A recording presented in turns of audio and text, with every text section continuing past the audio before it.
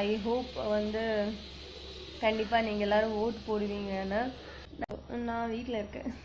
Big பாஸில் இன்றைக்கி Sandra தான் எவிக்ட் ஆகியிருக்காங்க. அவங்க எவிக்ட் ஆன உடனே ஆக்சுவலாக ரூல்ஸ் படி அவங்க வந்து வெளியில் வந்ததுக்கப்புறம் 24 ஹவர்ஸ் கழித்து தான் வந்து அவங்க சோஷியல் மீடியாவுக்கே வரணும்.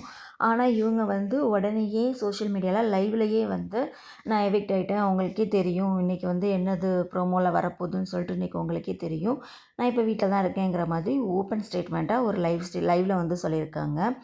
இவங்க வந்து ஆக்சுவலாக வந்து அந்த கார் இன்சிடெண்ட்டில் வந்து மேபி அவங்க பார்வதி கமருதீன் அவங்க கீழே தள்ளி விட்டது தப்பு தான். அதுக்கப்புறம் வரைக்கும் கூட ஓகே, அவங்க கீழே விழுந்து அப்புறம் அவங்கள ஹாஸ்பிட்டலுக்கு அங்கே கூட்டு போய் கொஞ்சம் பண்ணி அதுக்கப்புறம் மறுபடியும் கொண்டு வந்த வரைக்கும் ஓகே. அதுக்கப்புறமே அவங்க பண்ணது எல்லாமே ஓவர் ஆக்டிங்காக தான் இருந்துச்சு. அதனாலே தான் மெயினாக வந்து கமருதீனுக்கும் பார்வதிக்கும் ரெட் கார்டே கொடுத்தாங்க. இல்லைனா ஒரு எல்லோ கார்டு கொடுத்து வார்னிங்கோடையாவது விட்டுருப்பாங்க. அப்படி இல்லைனா அட்லீஸ்ட் பார்வதி மட்டுமையாவது அனுப்பியிருப்பாங்க. இவங்க 2 பேரோட சொல்லப்போனால் அந்த ரெட் கார்டுனால அவங்க 2 பேரோட லைஃபே போச்சுன்னு சொல்லலாம். அதுக்கு மெயின் ரீசன் வந்து நம்ம நடிப்பறைக்கு சாண்ட்ரா தான்.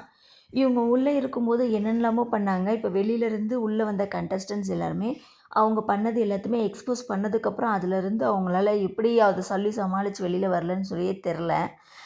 இதில் நேற்று பிக் பாஸ் எபிசோடில் வந்து விஜய் சேதுபதி சார் நல்லாவே சாண்ட்ராக்கு வந்து சொம்பு தூக்குனார். அது நல்லாவே தெரிஞ்சுச்சு. அவங்க சாண்ட்ராவை பற்றி யார் யாரெல்லாம் வந்து அகெயின்ஸ்டாக சொன்னாங்களோ அவங்க எல்லாருமே போட்டு லெஃப்ட் அண்ட் ரைட் வாங்கிட்டார். வியானாவாகட்டும், பிரவீன்ராஜ் ஆகட்டும், எல்லாருமே வந்து போட்டு நல்லா நீங்கள் ஏன் இப்படி பேசுனீங்க வச்சிங்கன்னு சொல்லிட்டு நல்லா லெஃப்ட் அண்ட் ரைட் வாங்கிட்டார். சாண்ட்ராவுக்கு வந்து இவ்வளோ நாளாக வந்து எபிசோடில் இன்டைரக்டாக தான் வந்து சப்போர்ட் பண்ணிக்கிட்டு இருந்தார். ஆனால் நேற்று ரொம்ப டைரெக்டாகவே வந்து சப்போர்ட் பண்ணிட்டார். இதுக்கு மேலேயும் சாண்ட்ராவை தூக்கி உள்ளே வச்சுட்டு அவங்களுக்கு கப்பெல்லாம் கொடுத்துட்டு இருந்தாங்கன்னா மக்கள்லாம் காண்டாயிருவாங்கன்னு சொல்லிவிட்டு இந்த எபிசோடில் வந்து சாண்ட்ராவை வந்து வெளியில் அனுப்பிட்டாங்க.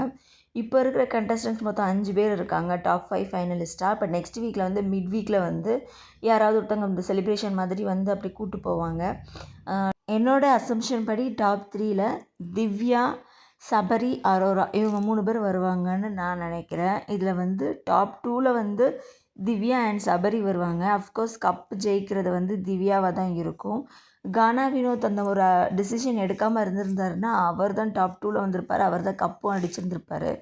அவர் எவிக்ட் ஆனதுனால அவரே நான் வாக் அவுட் ஆகுறேன்னு சொல்லிட்டு போனதுனால திவ்யா தான் கப் அடிப்பாங்கன்னு நான் நினைக்கிறேன். நீங்கள் யார் ஜெயிப்பீங்கன்னு நினைக்கிறீங்கன்னு சொல்லி கமெண்ட் பண்ணுங்கள். தேங்க்ஸ் ஃபார் வாட்சிங். Subscribe for more videos. நன்றி.